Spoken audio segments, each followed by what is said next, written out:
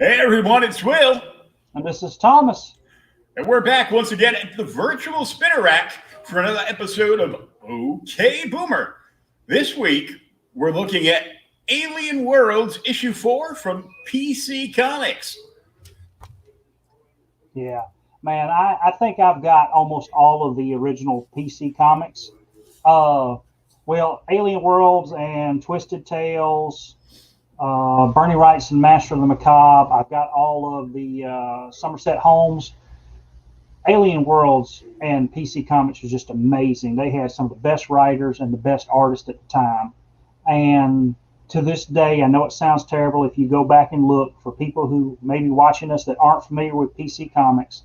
It's Pacific Comics was an actual distributor back in the day before Diamond Distribution. And after Diamond came out, when Marvel and DC signed an agreement to go and use Diamond exclusively, if you look online from what I've read and everything else, they cut PC actually delivered through their distribution networks to the shops, Marvel and DC. But when they signed it, they cut PC out and it bankrupted the company and not only the distribution arm, but the comic book company itself. Which is a shame. She got this beautiful cover by Dave Stevens, one of the best in the business. Yes, and that's why I picked this one out because I mean, he did Aurora in #2. This is Princess Pam in issue 4. He did a couple other ones. There's I think it's the annual, Twisted Tales annual. He did. It's incredible. He was such a great artist. We really lost him too young. Most definitely. Well, before we dive completely into this book, we want to give a big shout out, of course, as always, to our sponsor, SpinWiz Comics at spinwizcomics.com. SpinWiz Comics, if you don't already know, is a webcomic and indie comic discovery platform where you can read loads and loads, well over 400 issues of free comics from indie publishers in the business, from our friends at Source Point Press, A Wave Blue World, Marcosia, and more, as well as self-published works. You can download the app on both iOS and Android, and as long as you're logged into your app, every page of comics you read, you get one entry for every page into their loyalty reader program to be given away free prizes monthly, annually, and quarterly.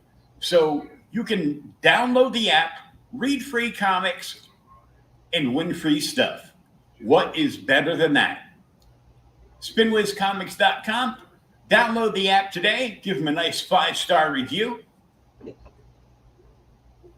We're trying to get them to 100 5-star reviews and downloads by the end of this month. So let's get that done. And now, back to our program. Alien Worlds, #4, in this beautiful cover by Dave Stevens. Yes. I can't remember when he won the Inkpot Awards, but I think he won it like 2 or 3 times, all in the mid to early 80s. But it's shortly after this, like I said, people who know Dave Stevens knows he goes on to do The Rocketeer, and that's incredible too. The thing that got me is I remembered Stevens did this cover. Did you actually see who did the pencil layout in the first issue? Or you missed it? I might have missed it. I thought I read it. I know it's way down here. Yeah. Bruce Jones, who I talked about earlier, last did the pencils and the script for Princess Pam. Dave Stevens inks them. Oh, I did not know he did the pencils. Yes. Yeah. That is very interesting. Yeah. And I'm not sure how, I mean, I don't want to put him down and say his pencils aren't that great or whatever, but this is kind of one of those things where, we read in the past and we've talked about it. They always talked about Wally Wood could ink anybody and it would end up looking like Wally Wood because he was just that strong of an inker.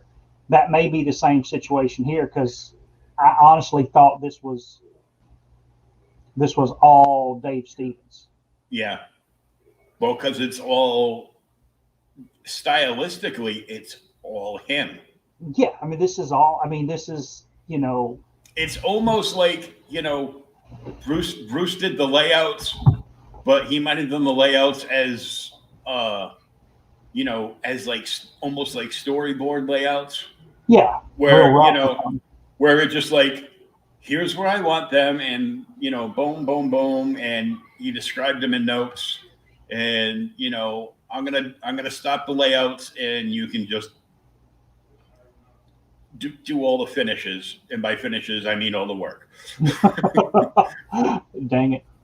But yeah, it was pretty. I've been a couple years since I read it, and I remember this story as being kind of a modern fairy tale, which is what it is. But it's a little bit more adult for those who are watching who can see. There's a lot of scantily clad women in this issue for us. Oh, is that why I like this book? Yeah, I think that's why I liked it too. But we're not going to say that too loud, okay? But so Princess Pam has crash landed on some kind of rock in outer space because her robot assistant, Cinex, I think is his name, or however you want to say that, went to. It actually says that he was giving himself a lube job. Hey, if I was her assistant, I'd be giving myself a lube job too.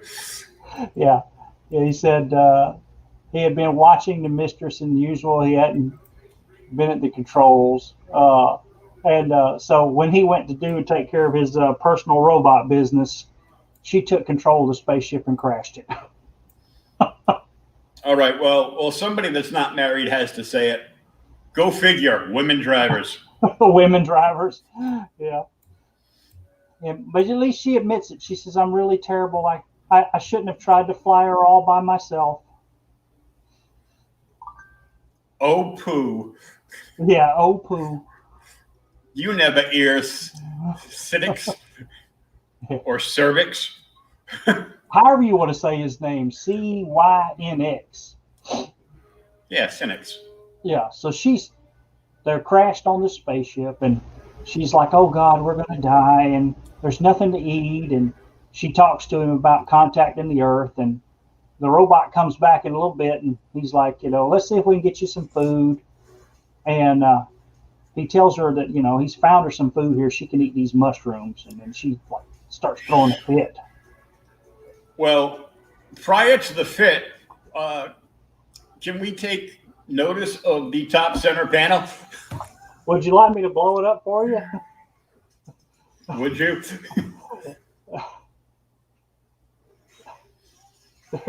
There's Dave Stevens for you if you have never read a Dave Stevens comic. Goddamn! Oh, mushrooms, look. What a big pistol she has. Exactly. But all aside, I mean, he liked to draw women. I mean, that was his thing. And he was so into the pinup art from the 50s, which is what this is trying to be. And then Bruce Jones was doing the whole 50s EC thing at this time. Yeah. And they really go together. And that's what this is. This is a homage to EC. Yeah, it's exactly what it is. What I find hilarious is if you think about the cover, she's got the big glass fishbowl on her head, and she got the cute little backpack with the oxygen hoses. And then she's got a shirt with cleavage that goes down to her belly button, and no pants. No pants. She's wearing like swim trunks or something, and she's got ankle boots in outer space.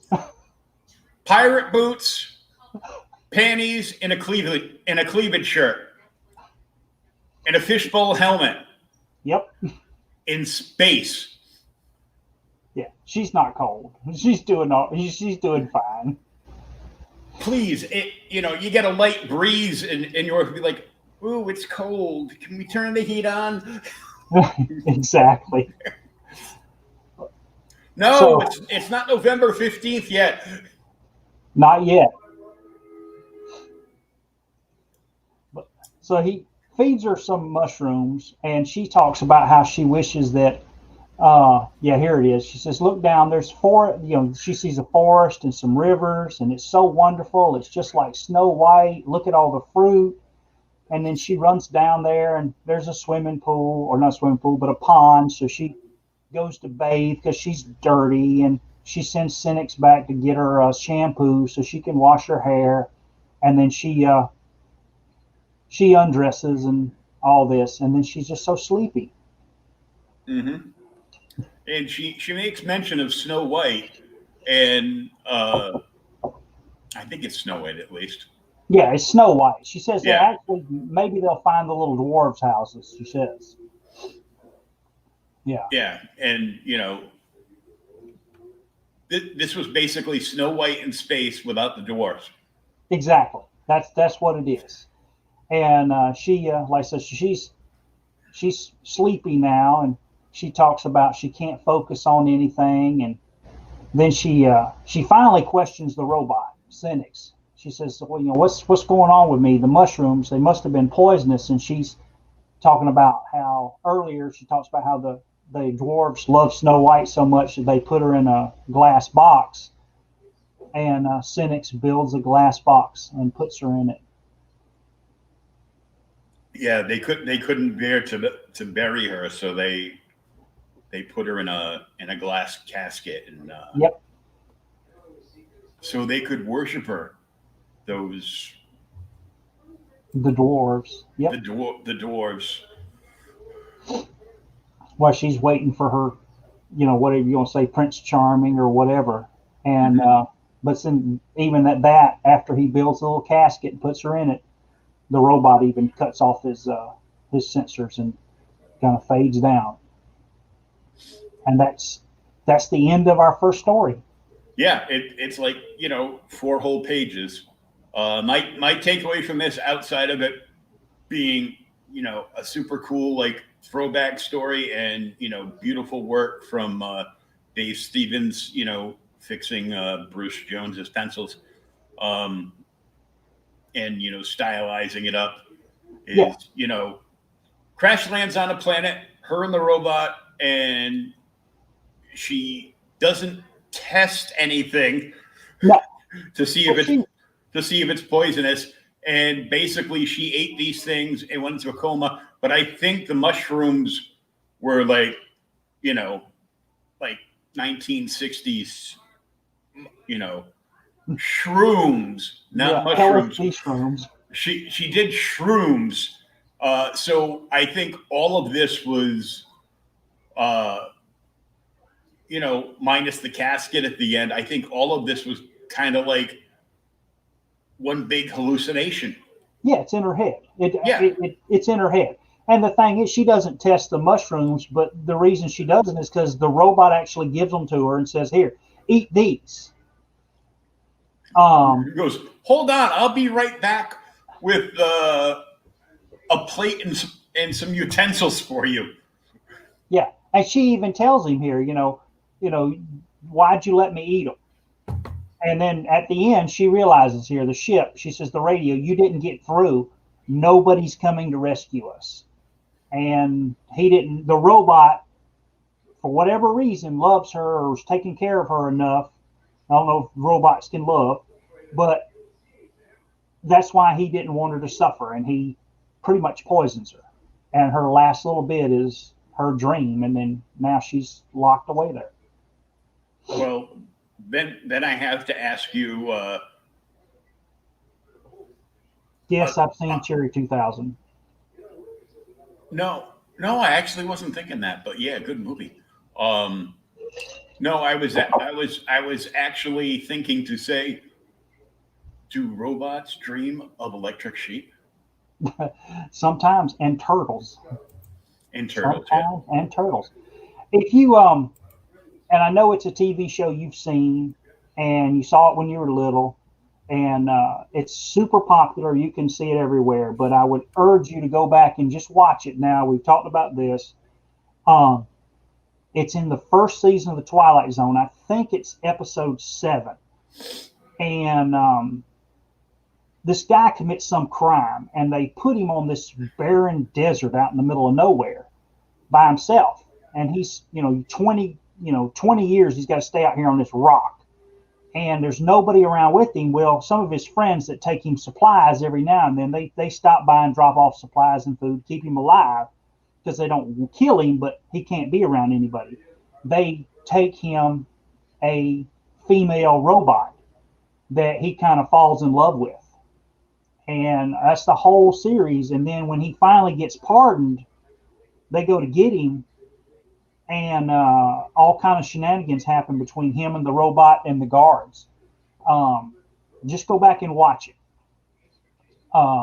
It's an incredible show, and just incredible episode. It really kind of freaks you out when you watch it. But I think it's the 7th episode, first season of Twilight Zone. Oh, somewhere I've got the first season of Twilight Zone and the competition one there. Outer Limits. That's the one. Yeah, dude, I love the Outer Limits. I don't have Twilight Zone, but I watch it on TV. But I've got all of the Outer Limits.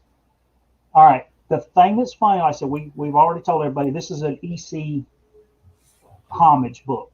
All of these were, and Bruce Jones wrote most of them. Mm-hmm. The thing is there are different artists in each story, and we're going to go ahead and show it. We'll point out all the artists as we go through here, because there are like 4 big name artists in this one book. Oh yeah, they were all fantastic. Yes, I mean, and the thing is when you look at them, you would never think that these guys all go together. I mean, Bo Hampton is the artist in our second story here, whose name sounds familiar, but I can't place him right now. But the art here is great in the second story. Yeah, and this right here, like the first few pages of this story, yeah, is what I told you like earlier pre-show wise was and damned if I don't forget that movie. Total Recall. There we go. Damn my senility. So this whole thing, it starts out where this guy, a little creepy and pervy though he might be, yeah, reminds me a lot of myself. So he goes to this place, and it's this older gentleman, this doctor, and his assistant. Yep. The kind of like nice conservative young lady with the glasses on, looking a lot like Diana Prince. Miss Peabody is her name. Yeah, Miss Peabody. They set up this whole thing to allow people to live out their fantasies on a vacation style thing, but apparently not just this guy, but from what they say, all the people that have come to them, just want hot robot sex. Well, I don't know about all that, but yeah, a lot of them want hot robot sex, and they want to have that dream, and they're talking about it. He says, because as you read the stories, one of them's talking about the dinosaur planet, and another one's talking about the beach, and they're talking about the tropical islands. So this is Fantasy Island in the future, only with hot robot sex. And instead of being on Fantasy Island, it goes to various planets in the universe. Yeah, and he even says here he's got, the thing is he comes with his script. He's like, here's the script, and they keep telling him, he says, okay, this is the script. You got to make sure you follow it, because once we program it into the robot, if you deviate from the script, it could mess things up. We're not going to be responsible. Yeah, they tell him that. They even ask him, "Would you like to go to another planet?" What's the name of the planet? Yeah, Altair 4, Phobos. He says any other, like any other planet, because we've lost people there. And he's like, "No, it's got to be on this planet." Yeah, there it is. Right. He says, "Yeah, I crash landed on this uncharted prehistoric planet," and it just keeps going on. And here's a little bit. The Altair system is actually a system that the Starship Enterprise visited in its first 5-year mission. Yes. That got canceled at 3.5. But still. Yeah, here it is. Says they give he says they give the fantasy to the robot, and she'll produce whatever you've written, cued by your own voice, but you must stick to the script. Our robots cannot invent conversation, Mr. Farragut. You have exactly 24 hours with her, after which you will return immediately to Daydreams Incorporated.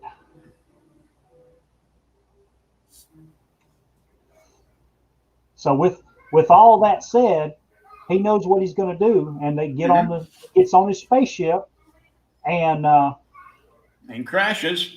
He crashes, or he sets down, crashes, whatever, and he hops out. And he's all in his jungle adventure gear, and he hears, as soon as he gets out, he hears the screaming, and he runs, and there's a giant monster something, but it's about to eat this scantily clad girl. I'm coming, darling. Isn't that convenient? Well, when you write the script, you can kind of plan these things out, man. It looks like it looks like a mix of caterpillar, leopard, and like snake octopus or something. Yeah, we don't know what it is. Yeah, it's a cool looking creature. Not that I'd want to run into it anywhere, but that's a pretty badass looking monster right there. Yeah. Well, and the thing is, you look at the monster. I mean, he's cool. He's got all the different stuff, and we've talked about art before, and fussed about some modern comic art and stuff. But you look. I know we did. For those who remember, been watching us, we did Cadillacs and Dinosaurs a while back. Mm-hmm. But I mean, look at the foliage here. I mean, that's a fern. You can see that's grass. There looks like a tulip, pitcher plant of some kind. I mean, Bo Hampton, whoever he is, has really went out there and given us a really lushly illustrated adventure story. Oh yeah, because it's old school art. They didn't have any these crazy technical fang dangled things to draw on a computer. No, they had to actually break out pen and ink, and that's what's cool too, is when you look even here between like this story and look at line weight and all that. I mean, this just is such a classic look.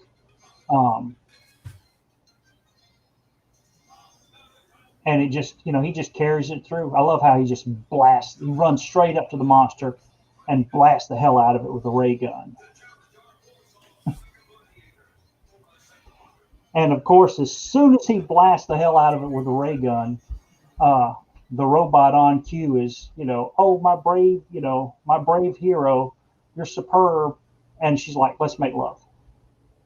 Right there. Ew. Ew. Yeah, that's the peanut gallery. Keep moving there, My Little Ponies.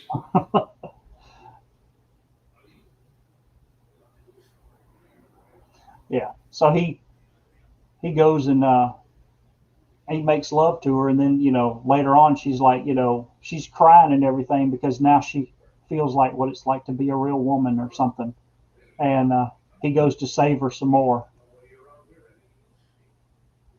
Of course, conveniently, they have he does have a log cabin sitting in the back somewhere. Mm-hmm. And she's, it's it just keeps going on. She wants to be carried over the threshold, and he gets her in there, and she wants to make love again. So they do, and then that's how you know this is a fantasy. that's how you know it's a fantasy. Well, how about this next part where she gets up and she cooks him steak and eggs and a giant breakfast, and he's reading a newspaper, and she's still like dressed in next to nothing, walking around. Then she goes out to get some water and gets attacked by a damn pterodactyl. And he comes running out to save her. To save her. He blasted again, and then, like I said, it's a repeat because it's his fantasy. She wants to make love again.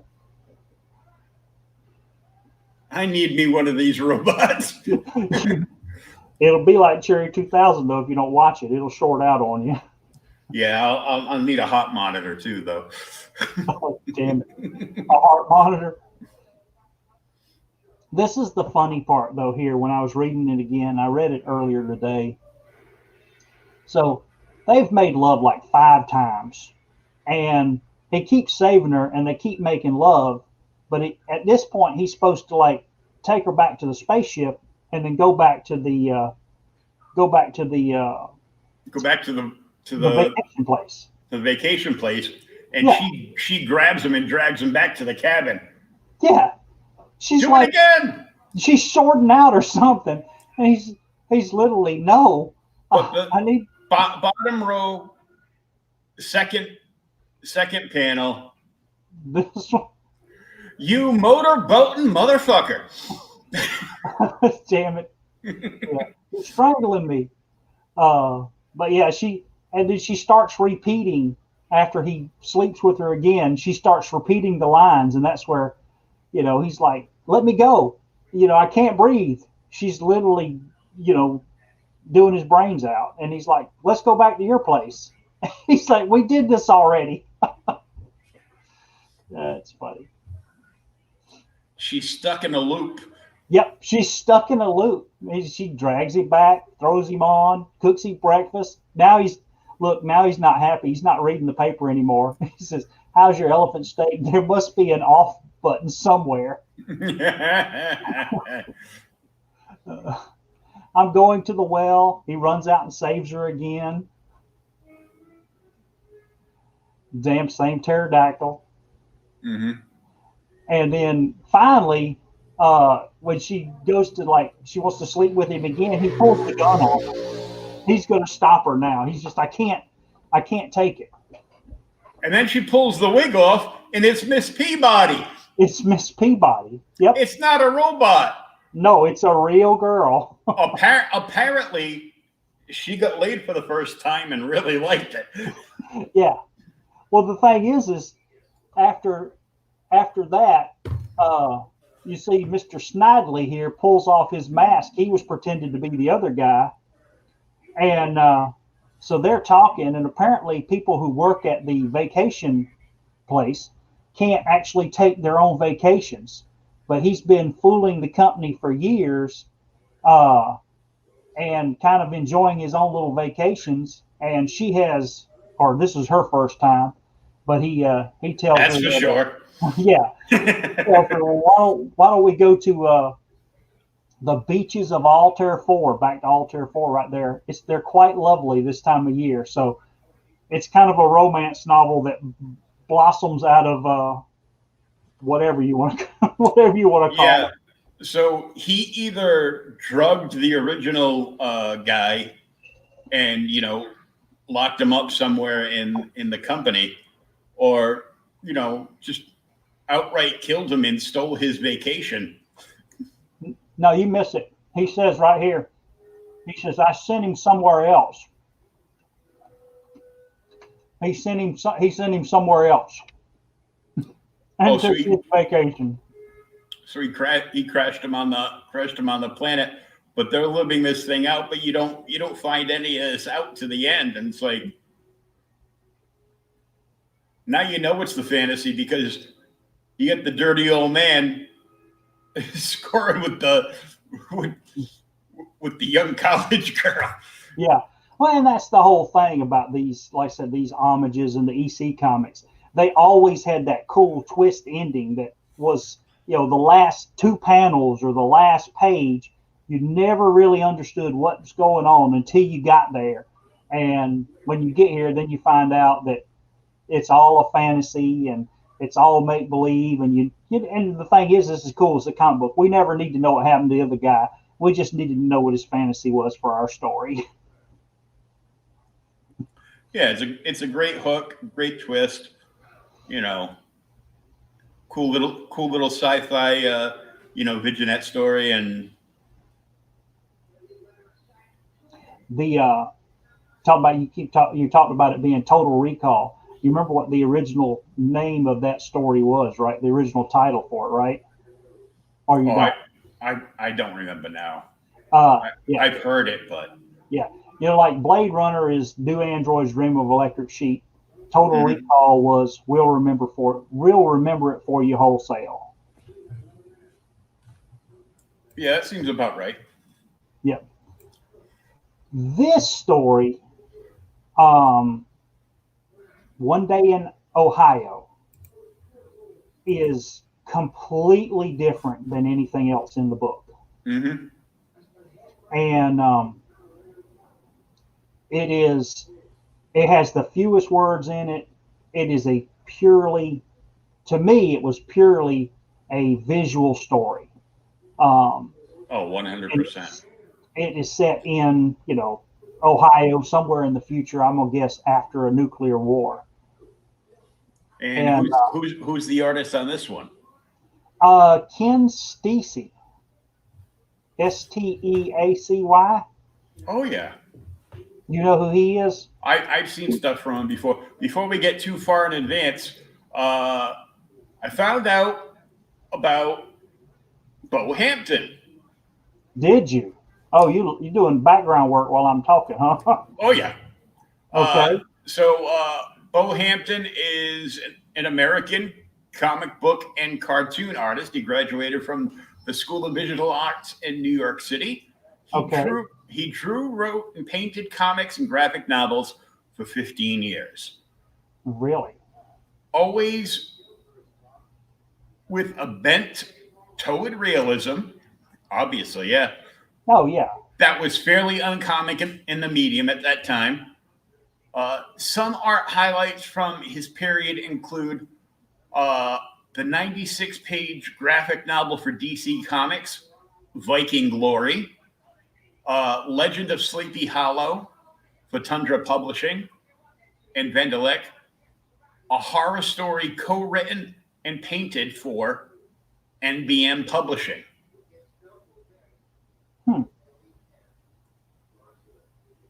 I'll have to look him up and see what else he's done. Yeah. Let me just grab this quick. I've got his official website, and I will throw it right in the thing.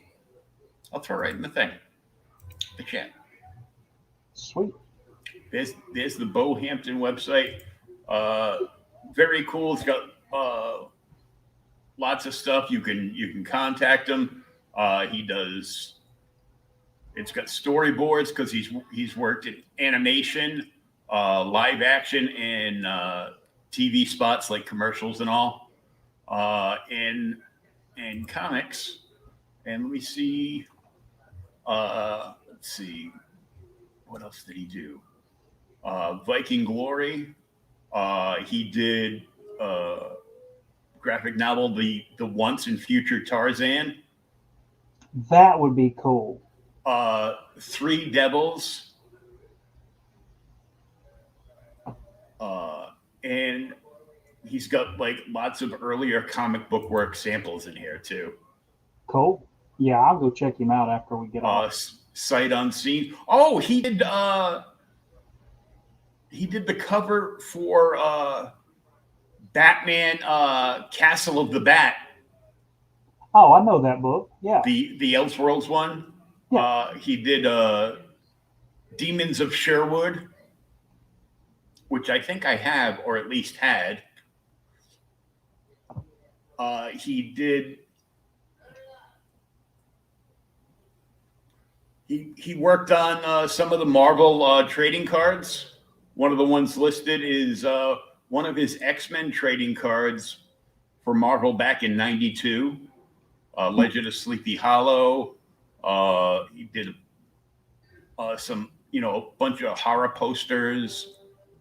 So just an all-around animator. And he did a book called Torn back in 2012 from Dark Horse Comics. He's worked for Dark Horse, DC, Image, and Marvel. Huh. So he's obviously, one of these names that it sounds familiar, but you don't quite remember. Yeah. It's like he worked and he was phenomenal, but he didn't work at any one project long enough. Like he did like various graphic novels, posters, trading cards back in the '90s when they were hot, some indie books, because at the time that he did work for Image and Dark Horse specifically, Dark Horse and Image at one point were considered indie. Yeah. Because when the guys broke off to go create Image, there were, Dark Horse was around, and Dark Horse was just getting started. Yeah. Yeah, but this was, it was back in the early days. It wasn't like today where, anybody with like half a thought is like this. Well, nobody wants to look at me unless I've been published. So what I'm going to do is I'm going to call my lawyer with a $500 check, and I'm going to make an LLC and make myself my own publisher. Yep. And that's what we find a lot of today. And I see that a lot in the, in the other podcast.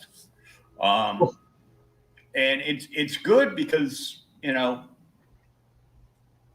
smaller publishers come on, and if they do enough good quality work, one of the slightly larger publishers might buy them out, or, like a story and want to buy the rights to the story and publish that story, and then they can't do anything with that story anymore and it's gone. So, well, the thing too about that is if we talk about small independent press and publishers like this. Well, like I said, when PC Comics was here, this was definitely a small back in the day. But as far as people getting seen and moving on to other stuff, I guess one of the most famous examples I always think of is that when you're talking about Dark Horse and Image, you're talking about when they first come out. Remember, Alex Ross got his start at Now Comics. Mm-hmm. Because he did his first comic work is like Terminator: The Burning Earth, which is you can pick them up. You can pick up the whole set for $30 maybe, but all of his really, I don't say really, really good stuff, but then, he goes on to do Kingdom Come. And, all the, timeless covers that Marvel is padding its numbers with this month and next are Alex Ross. All Alex Ross covers. And, I'm sorry, I'm a sucker for Alex Ross. Yes.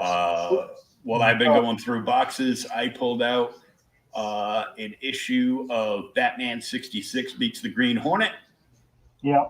And although, most of those were, they all had variant Alex Ross covers. And I actually have one of the variants. It's Dynamic Forces. I think it's Dynamic Forces. Yeah, it's got to be. DF, It's got to be DF. But it's an Alex Ross cover. It's autographed by Alex Ross. I got the cert in the back. And just so you know, folks, nowadays, if you want a new comic that's coming out that Alex did the cover for, and you want it signed, he'll sell it to you. But they start at $50 and up. Really? So you have to buy them directly from him? Well, you don't have to. If you want it autographed, you got to buy it directly from him. Yeah. He offers up a small amount of them on his website, and they sell out quick. So when you go to click on the link for his website, and even if it doesn't show it sold out, so many people have already clicked on it that it asks you if you would like to get on the waiting list if any more open up. Really? Man. Yeah, it's, I've noticed because I passed up on some really beautiful lithographs of his in the past because, I thought, I thought like, 75 to $100 was, a little, it's like, you're calling it a lithograph. I know it's a poster. Yeah, it's a print. Well, and the thing. And, but he calls it a lithograph because it sounds nicer. And he signs it. And the next thing you know, it's like $500 to $1,000. Yeah. I have seen some Alex Ross stuff like that. Talking about of the same kind of caliber, maybe to a lesser extent, but I really love his work. He's a lot more I would say classic, because Alex Ross is so realistic that sometimes to me it gets away from being comic book, and it loses some of that, I'll say nostalgia or whatever, but that kind of timeless feeling. For those who've been watching the podcast, you see my one comic poster I have up back here is from Steve Rude. And I love the Rude dude. And he was doing Nexus at the same time. And now he's doing covers too, but his are for DC. Because he's got another one for DC Detective Comics 1027 that's coming out. And the Rude dude also has a Nexus novel coming out too. Yes, it's on Kickstarter right now. He has a Nexus novel, and his partner from Nexus has a different Nexus novel out. Mike Barron, big shout out to him. He's been on one of the podcasts before. And Mike Barron is also the creator of Badger. Yep. And Mike Barron is going to have a Badger novel coming out next year. I honestly have never read Badger, but I've heard it's really good. Badger is, you take all of like the badassery of classic Wolverine, not new Wolverine, where they put him in touch with his feelings and all that bullshit. Yeah. Like old school Wolverine, with a little mix of Hunter Rose Grendel, because he was like just like bloodthirsty and no nonsense kind of guy. Yeah. And you mix both of them with a little bit of Deadpool, and you have Badger. So straight action. Because he pardon my French, people, but Badger would straight up kill the motherfucker. Damn it. And then make jokes over the dead body. And they say comics are good for kids. I mean, they're not just for kids anymore. All right. So one day in Ohio. Well, this one is pretty visual, so we'll just kind of run through it pretty quick. Yeah. There's a robot who is obviously still trying to maintain whatever house duties it had in this story. And it's going along, all wash and scrub, and it's got to go to the grocery store. And it picks up E.T. here, the E.T. doll, which I guess it thinks is its baby. And it takes it to the grocery store and sees all this rotten fruit, fresh cantaloupes and stuff, and it thinks there's its kid. And so it breaks this chimpanzee, which obviously is freaking out because it hasn't got anything to eat. It's wanting something to eat. So it breaks it out of jail and takes the chimpanzee home. Not jail, the zoo. It's jail for him, the zoo. Breaks him out of the zoo. Breaks him out of animal jail. Takes him back to the house. dresses him, feeds him, gives him a bottle. You can go back to sleep. He gets to watch the broke-ass TV. Changes him, everything. And then, for some reason, he short circuits and his head blows up. And the chimpanzee just goes up there, and it's like trying to see what's wrong with the robot because it's not moving anymore. Mm-hmm. And literally, that's the end of the story. And apparently, whoever owned this robot never sat the robot down to watch the Planet of the Apes. So they would have known not to do this. Yeah, something. But yeah, that's actually kind of that one kind of got me again. It's been a while since I read it. When I read it this morning, I was like, wow, that's pretty rough, especially for because now the poor chimp doesn't know what to do. It's free. Of course, it won't starve to death now in the zoo, but it's going to have to go hunting and decide what's wrong with the robot. But it'll never know. Mm-mm. The next story, Deep Secrets, is script by Bruce Jones and art, coloring, and lettering by the master, Jeff Jones. And man, he is good. This is awesome. But here we go again. What? Fishbowl on the head and practically naked. Yeah. Well, now the thing is if when you read the story, if our readers out there read this one, if they get it, to me they kind of explain that because she thinks she's floating in space, and so she's going on and she's talking to her husband, who she thinks he's kidnapped her and he's trying to torture her. He's dumped her somewhere where there's no stars, and he's questioning her as to whether she's been cheating on him with her friends. And she starts ranting and raving, and she tells him, she thinks she's on the dark side of Alpha Centauri. And she's like, yeah, I've slept with your best friend. I slept with all your friends. I loved them. I reveled in it. You're never good in bed. You're a piece of crap. She's going on and on. And this is how Rihanna got beat up, And she, it is, huh?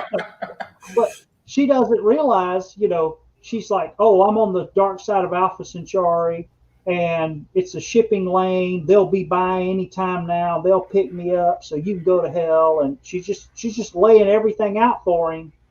And then you keep reading to the bottom, on the bottom page, she's like, can you dig it?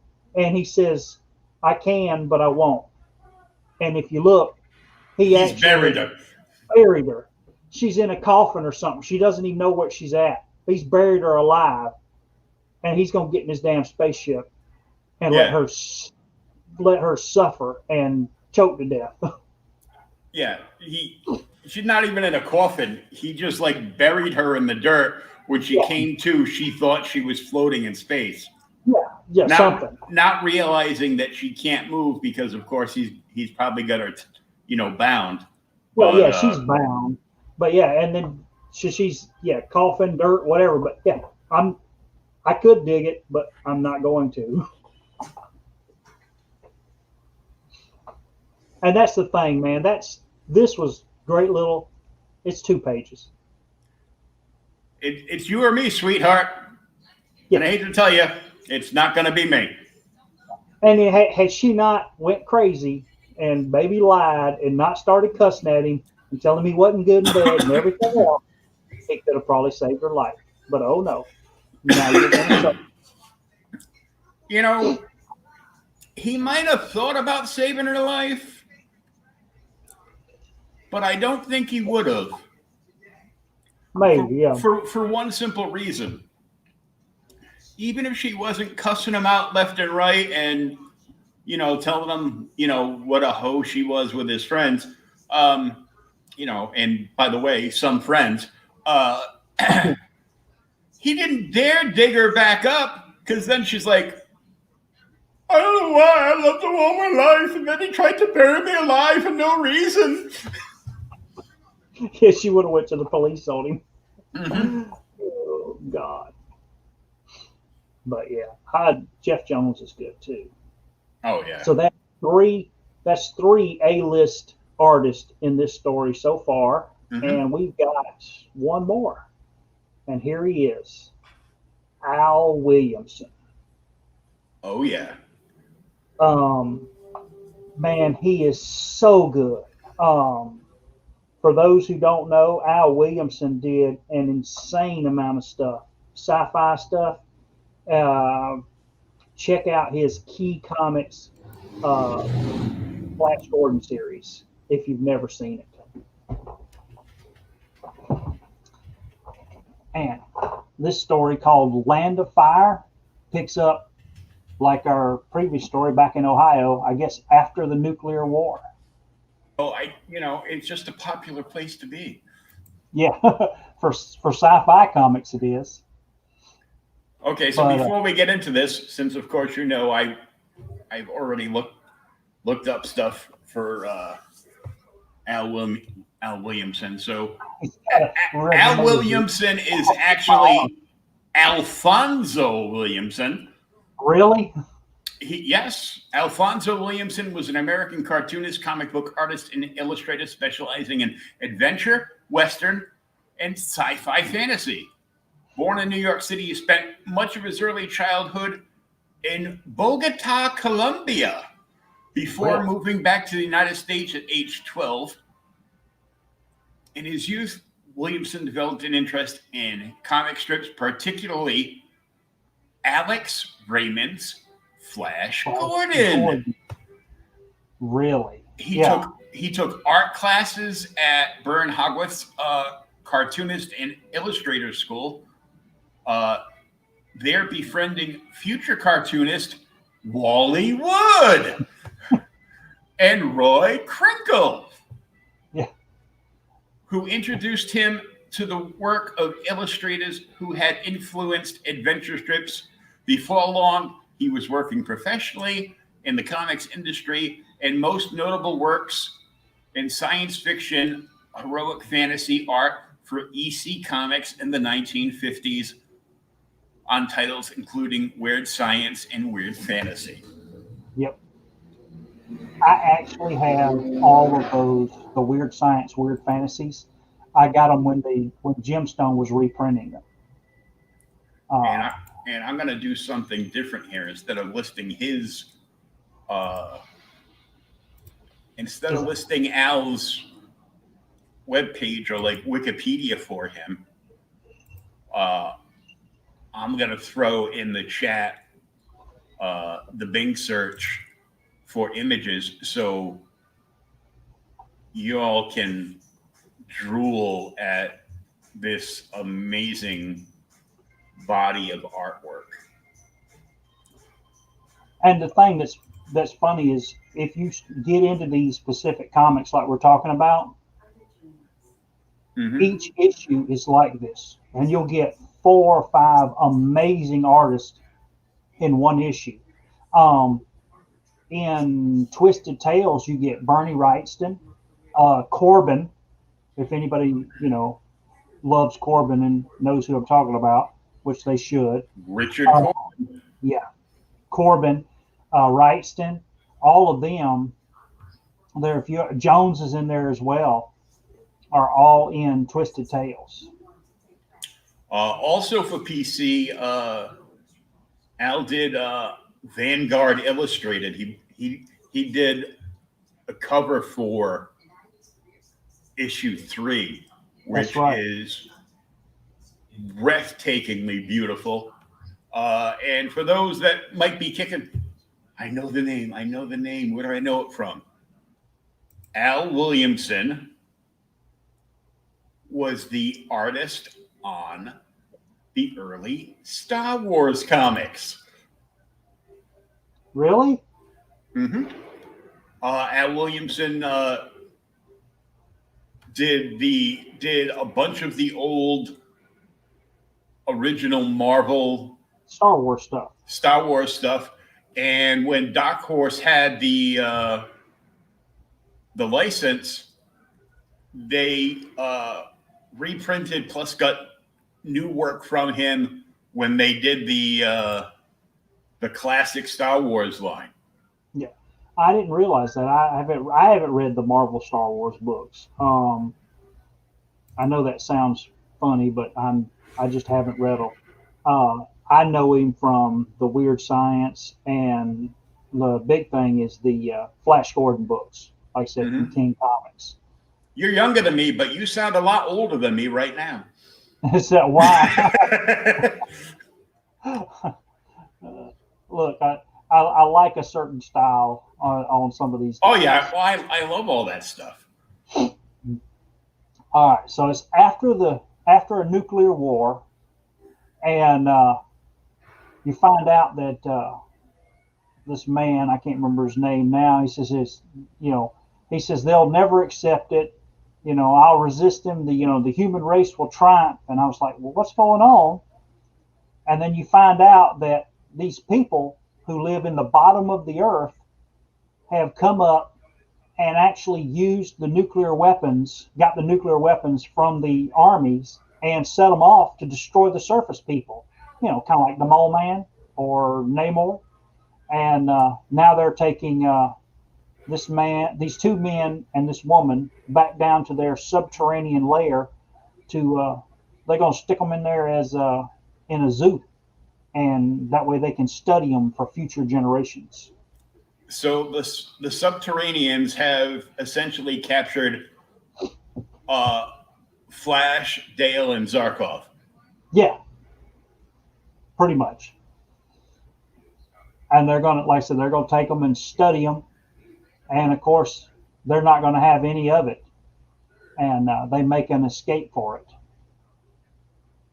Of course, they do capture, I can't remember her name. They have her, they put them on these brain machines where they start zapping them to see what they're thinking and look brain at their scanners, mind. yeah.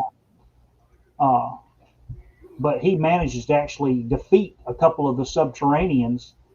And what's cool is when he heads back and he saves them, he saves his pal, then he goes back and saves her and blasts the damn their like power source underneath it.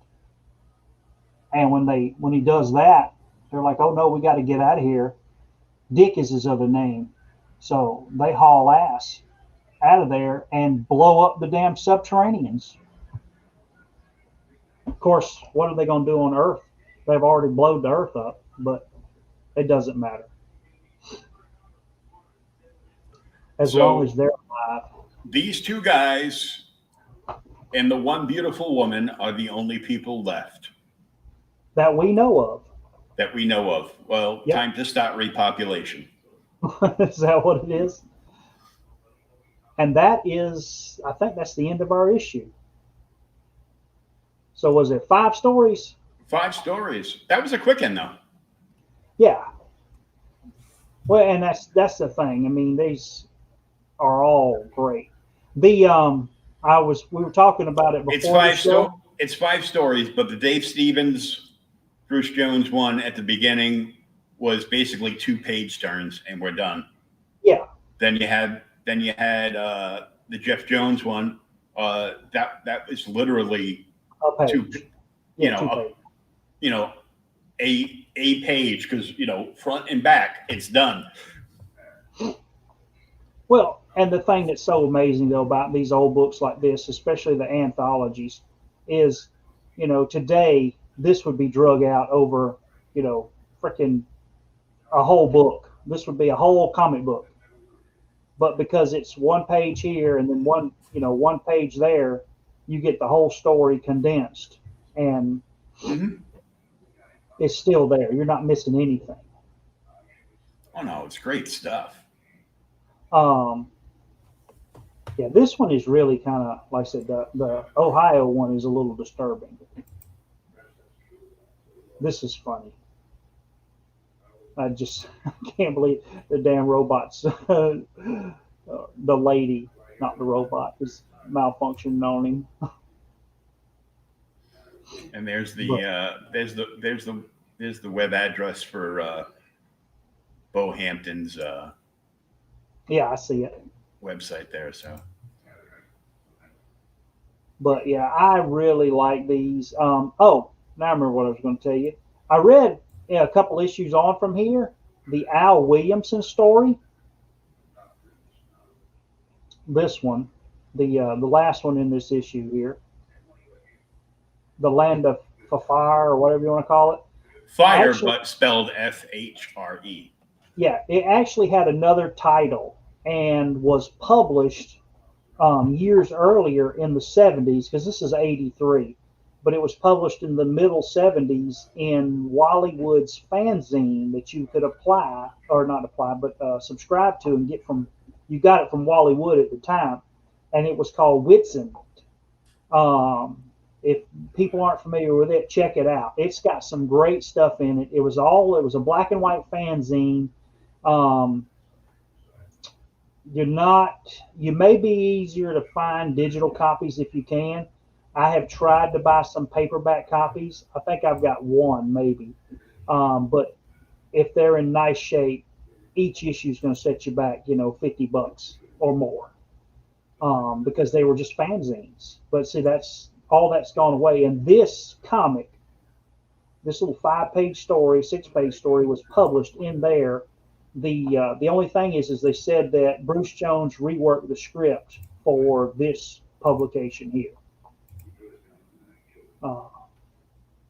But that was in, like I said, that was in the letters column I read on a later issue of Alien Worlds. Cool. Yep. So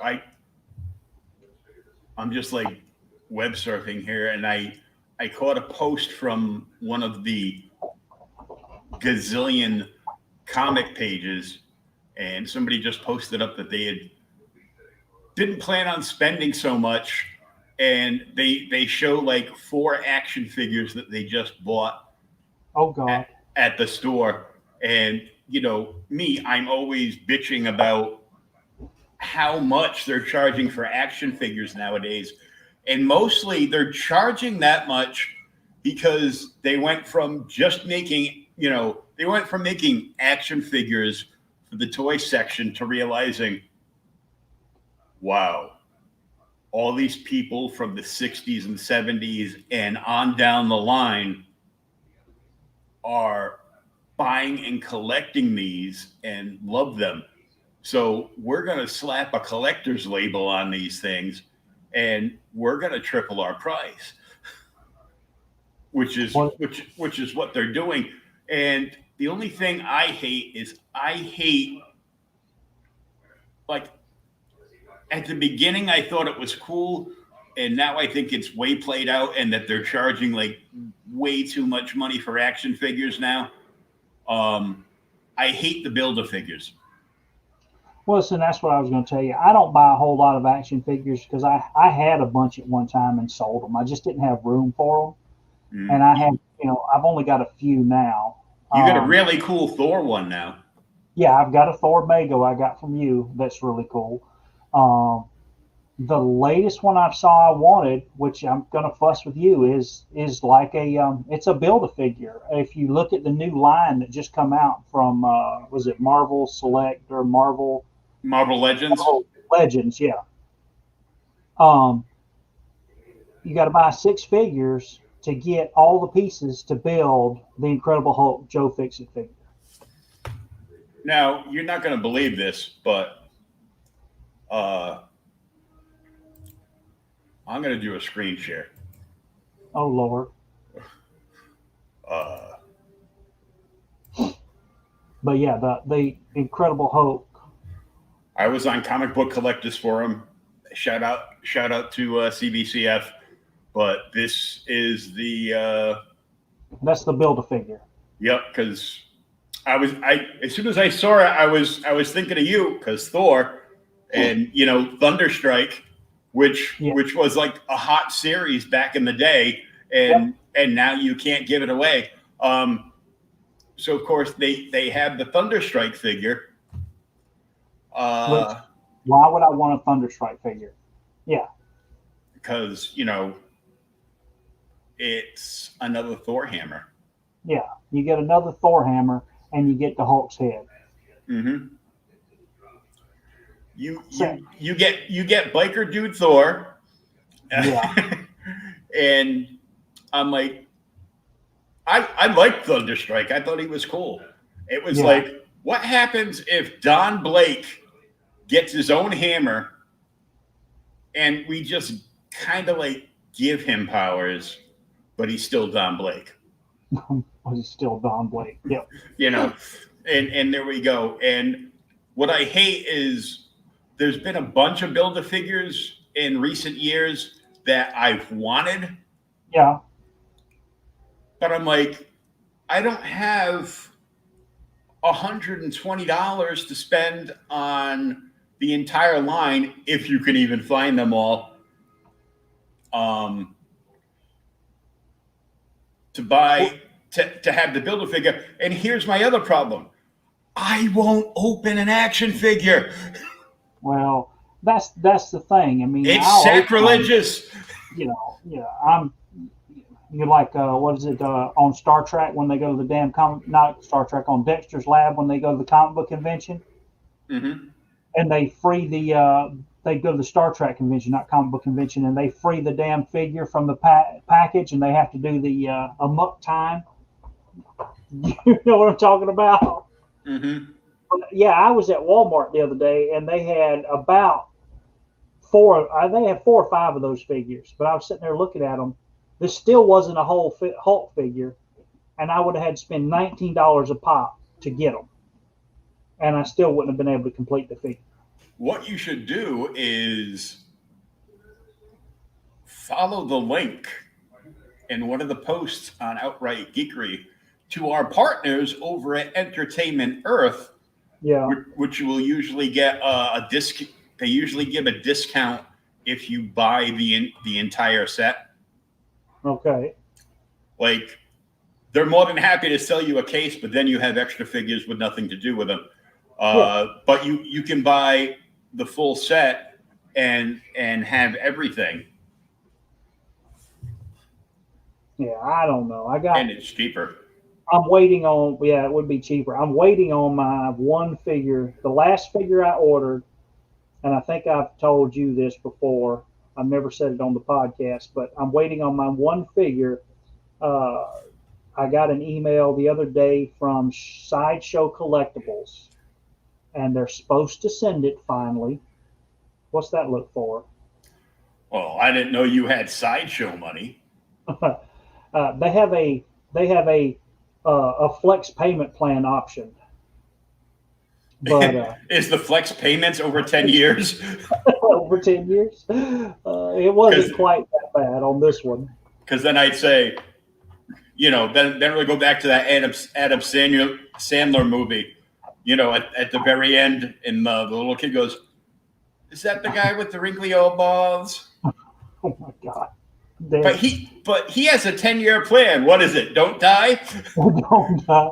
I mean, like, I have a 10-year plan. What is it? Don't die? I go, not till I get my Sideshow. That's what it should be. Well, see, I ordered it last year when they dropped it. And is it Thanos? Nope. Is it Hulk? No, it's an actual anime figure. Oh, Alita. Yep.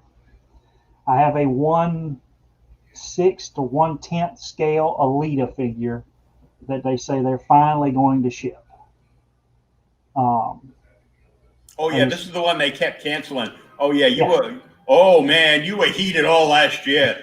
You're like, it's coming in this week, and you'd go to work and you'd come home. Son of a bitch! It's not here. They canceled it again. Yeah. The thing is I've paid for all of it, but like the last payment and shipping. And I got an email the other day that it's supposed to ship before the 10th, I think is what it said. So we'll cross our fingers and we'll do an open boxing and everything if you want to. I'll show it to everybody. But it's supposed to have all the hands and the swords and the boots and everything. Yeah, it's got like all the Magna locks on everything, so they snap in with the magnets and hold in place. They're really strong. But cool. Like Henry cursed me out because when we were still doing DST stuff, Yeah. I tried to select the big giant gladiator Hulk, like Oh, $800 statue, and he's like, "You can't get that." I go, "Why?" I go, "If I get to keep something, I get to pick out. I want it to be worth something. I don't want just one of these crappy plastic PVC fake statues that they call dioramas. That's not a diorama." yeah. Sorry. I got one of those for my birthday a while back. But Sideshow actually has a nice Hulk now that I'm looking at. That's I'm gonna see if they'll do the flex payment plan on it, maybe. Yeah, I know. They're my buddy Chris has some beautiful Sideshow pieces. He's got some of like he's got a couple of their high end action figures, and a lot of their like they're super like high end. He's got that nice big Fantastic Four montage. My God, the one with Galactus, Yep. that's $1,000. Yeah, that lights up and everything. Yeah. See, and that's the thing. I mean, I love the action figures and all that, but there gets to a point, $1,000 is a damn lot of money for an action figure. Mm-hmm. I don't care how wonderful it is. You know what I can buy? $1,000. I can buy 3.5 Daredevil #1 with $1,000. Oh, I thought you were going to say $1,000. Yeah, I could buy like 3,000 tacos.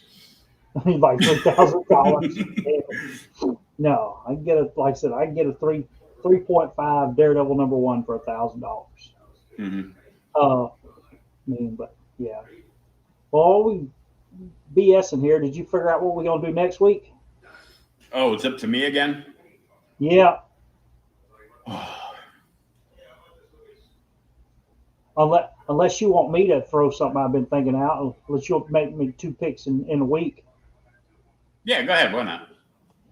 All right. We've done a lot of Marvel lately, and then, of course, this was independent.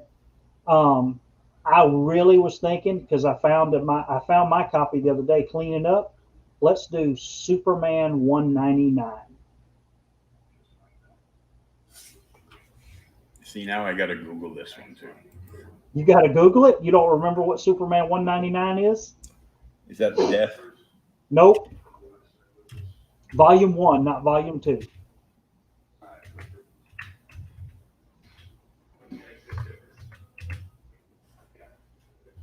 It's a key issue. Probably no, and I'll kick the race. First Flash Superman race. You know why I didn't know what it was right away? Why? Because I can't afford that friggin' book. Really?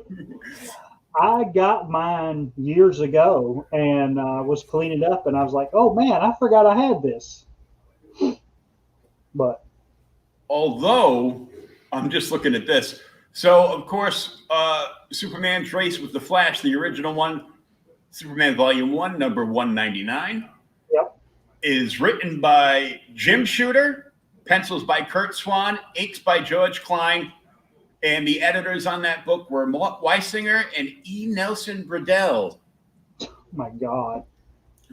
Well, hello. Jim Shooter actually wrote it? Jim Shooter wrote that book.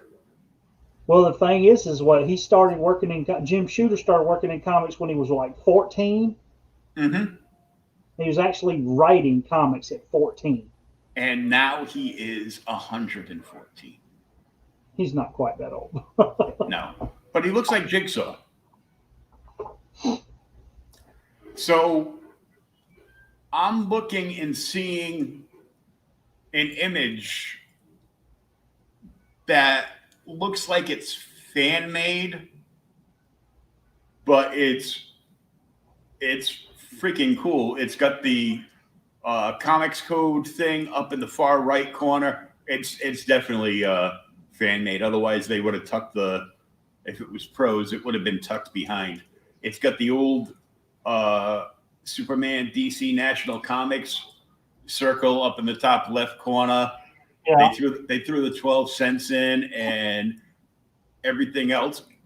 And it's all like mini mates. Mini figures. Yeah, as long as I'm still on and I can screen share. Is it this one? We'll find out in a second. There you go. Crazy. That's funny.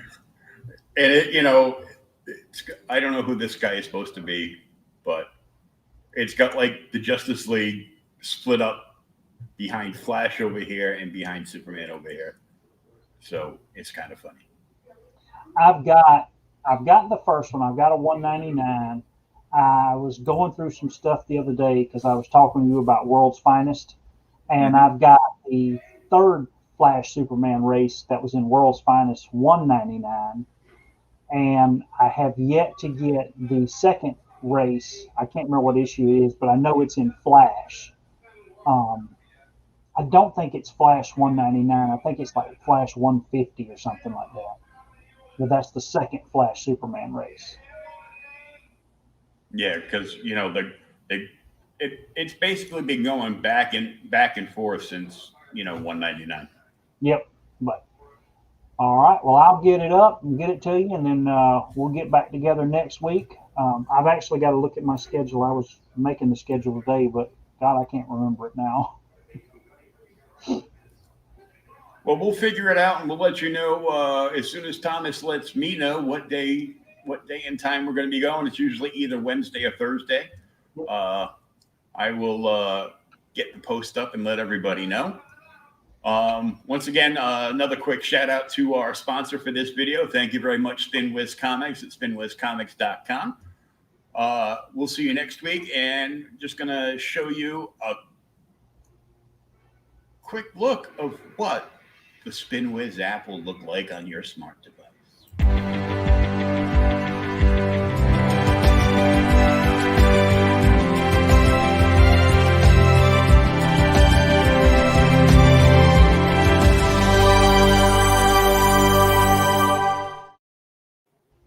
Go check it out for yourself. Thanks again for tuning in for another episode of OK Boomer the Podcast.